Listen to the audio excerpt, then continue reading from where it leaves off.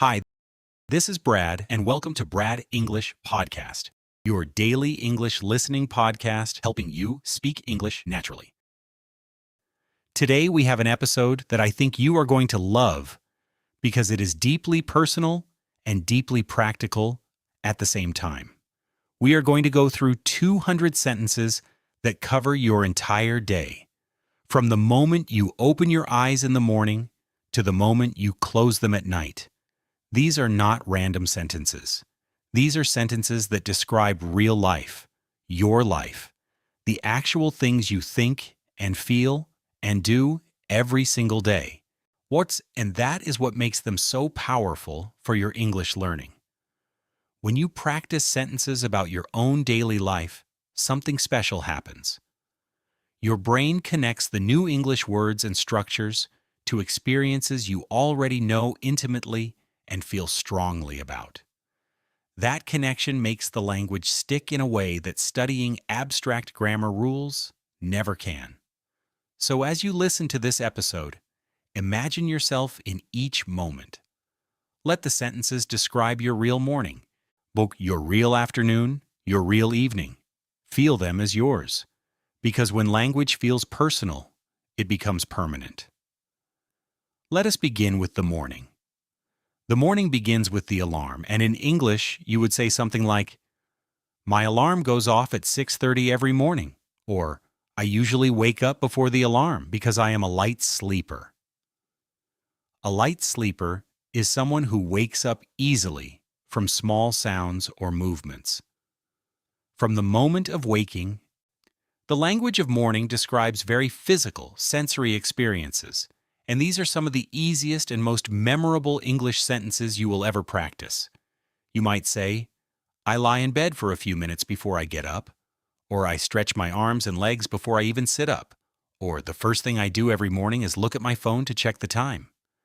Moving from bed to bathroom, the sentences become more active. "I brush my teeth for 2 full minutes every morning," and "I wash my face with cold water because it wakes me up properly," are both excellent sentences that use simple present tense in a very natural way. Simple present tense, which describes regular habits and routines, is one of the most important grammatical structures in everyday English, and the morning routine is perhaps the single best context in which to practice it. Every morning action you describe is a sentence in simple present tense, and each one builds your fluency with this essential structure. Getting dressed and preparing to leave the house produces another rich set of sentences. "I usually lay out my clothes the night before so I do not have to think about it in the morning," is a great example of a complex but natural sentence that even intermediate learners can manage. Or more simply, "I check the weather forecast, press before I decide what to wear," or "I always make sure I have my keys and my phone before I leave." These leave the house sentences are particularly useful because they involve sequences, and learning to describe sequences naturally is a key part of storytelling and conversational fluency in English. Beyond the physical actions of the morning, there is a rich inner landscape of thoughts and feelings that the morning brings. And being able to express this in English takes your fluency to a completely different level. Sentences like, "I am not a morning person, so the first 30 minutes of my day are always a bit of a struggle," or "I love mornings because everything feels fresh and full of possibility," reveal personality and emotional texture in a way that purely descriptive sentences cannot. These sentences make you interesting to talk to in English. And interesting conversation partners are always remembered and sought out again. Breakfast deserves its own set of sentences because it is such a universal human experience. "I usually eat something light in the morning because I'm not very hungry when I first wake up." Or, "I cannot function without my morning coffee. It is the first thing I make every day." Or, "On weekdays I eat quickly at home. But on weekends I like to take my time and make a proper breakfast." Notice how each of these sentences adds a little detail that reveals something personal. The difference between "I eat breakfast" and "on weekends I like to make a proper breakfast" is enormous in terms of how natural and human the speaker sounds. The commute, whether by bus, train, car, or foot, is another morning chapter full of useful English sentences. I take the metro to work, and it usually takes about 25 minutes. Or, I prefer to walk to work when the weather is good because it clears my head before the day starts. Or, my commute is quite long, about 45 minutes each way, but I use the time to listen to podcasts. These commute sentences are particularly useful because commuting is a topic that comes up in conversation constantly, especially in cities, and having fluent, natural-sounding sentences ready for this topic immediately makes you sound like someone who uses English in their real daily life, not just in a classroom. The afternoon is when most people are fully engaged with the responsibilities of their day, and the English sentences that describe this time are some of the most professionally useful in this entire episode. At work, the sentences you need cover a very specific range of situations: receiving instructions, asking clarifying questions, communicating with colleagues, managing your time, and handling challenges. A sentence like, "I have a deadline for this project by the end of the week, so I'm trying to stay focused," is a perfect example of a real, professional sentence that uses vocabulary like deadline and focused in a completely natural context. Interacting with colleagues produces some of the most important conversational English you will encounter in a professional environment. Can I ask you a quick question about the report you sent me? And I just wanted to check in on how the project is going from your end, are both sentences that demonstrate polite, professional English communication. The phrase check in is a phrasal verb, meaning to get an update or to see how something is progressing. And it is one of those extremely common real English expressions that you will hear constantly in any English-speaking workplace, but rarely find in a grammar textbook. Managing your own productivity during the working day also produces excellent English sentence practice. I find it helps to write a list of priorities at the start of each day, so I know exactly what to focus on. Or, I tend to do my most demanding work in the morning when my concentration is at its best. Or, I try to avoid checking my emails constantly because it breaks my concentration. These sentences use useful vocabulary like priorities, demanding, and concentration, all in natural, believable contexts that you can immediately apply to your own life. The middle of the working day produces a distinct set of English experiences that are slightly more relaxed and personal than the task-focused morning. Lunch is a universal human ritual, and the English sentences around it are warm, social, and conversational. I usually bring my lunch from home because it saves money, and I know exactly what I'm eating. Or, we have a nice little cafe near the office where a few of us go for lunch most days. Or, I try to step away from my desk at lunchtime even if I am busy, because I find that a proper break makes me more productive in the afternoon. Social lunch conversations with colleagues or classmates are a particularly rich area of English practice because they involve small talk, shared experiences, and the kind of relaxed back-and-forth conversation that many learners find the most challenging. Being able to say things like, "Did you have a good weekend?" and "How is that project coming along for you?" And "I tried a new restaurant near my house over the weekend.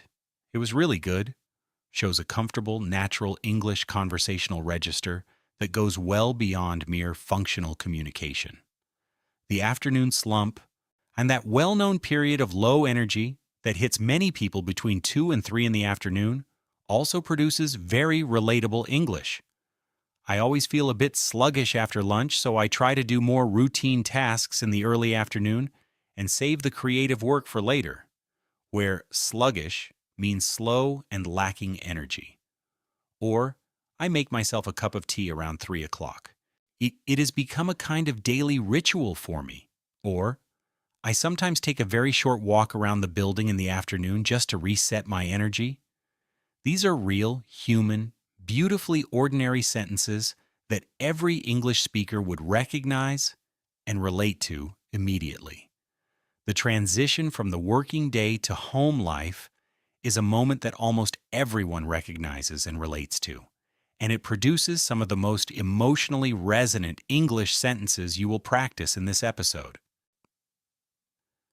That feeling when you finally get home after a long day and you can just take your shoes off and breathe is one of my favorite feelings.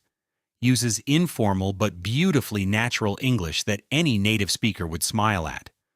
More simply, I always feel a sense of relief when I get home.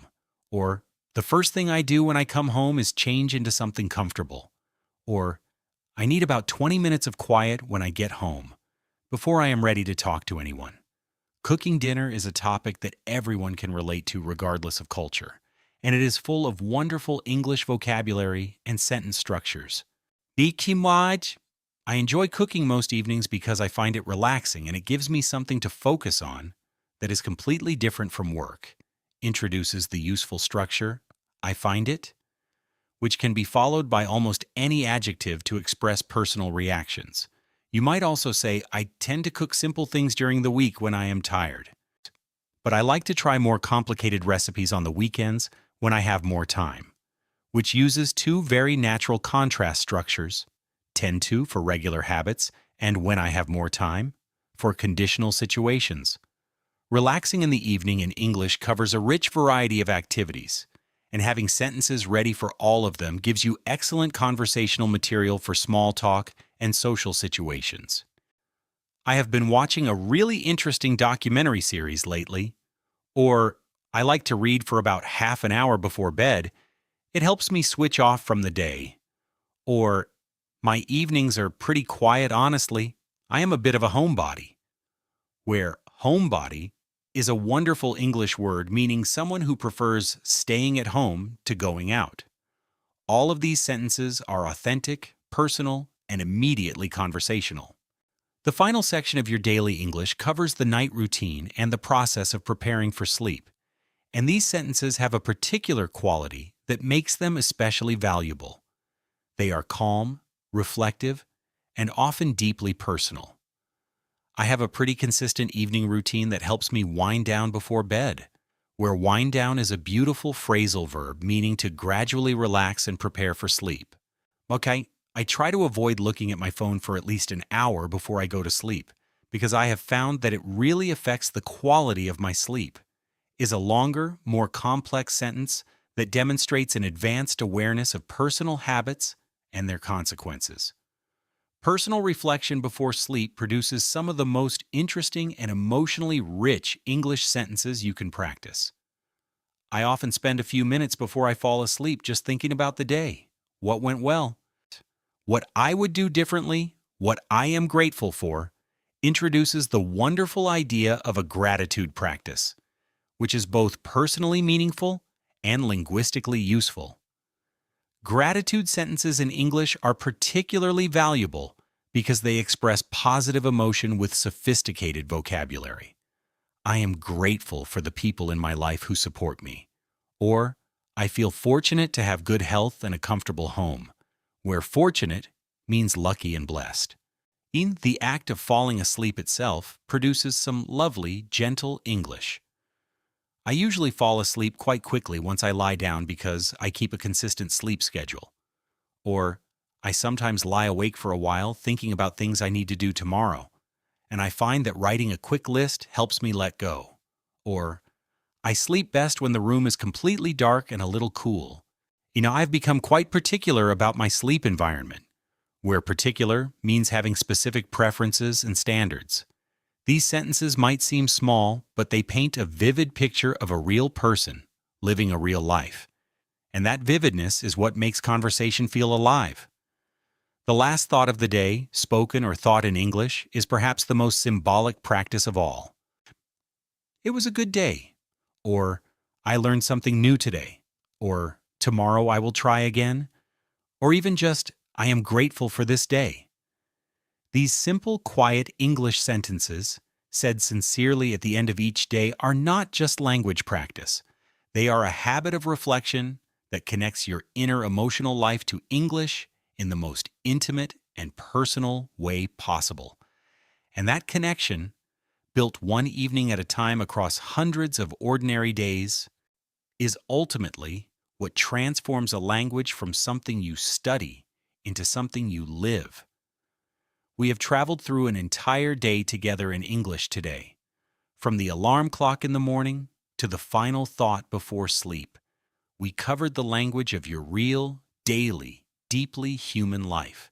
200 sentences spread across morning, afternoon, and evening, each one giving you a new piece of the language that describes your world.